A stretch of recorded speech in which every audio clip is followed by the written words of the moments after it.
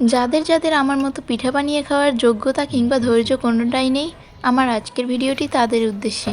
So আসসালামু আলাইকুম everyone, আশা করি সবাই ভালো আছেন। আমিও আলহামদুলিল্লাহ অনেক অনেক ভালো আছি। সো আজকে আমি বানাবো দুধ চিতই পিঠা। তো প্রথমেই একটা পাতিলে 1 লিটারের থেকে একটু কম পরিমাণে দুধ দিয়ে দিয়েছি।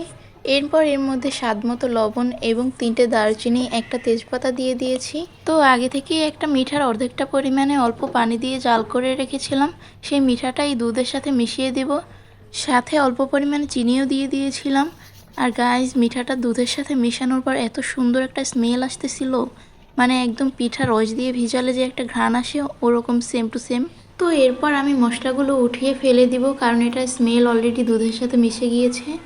আরেকটা কথা গাইস, আমি এই পিঠাগুলো কিন্তু দোকান থেকে কিনে এনেছিলাম, কারণ ঘরে পিঠা বানালে পিঠাটা পারফেক্ট হয় না, প্লাস হচ্ছে গিয়ে ভেজে না।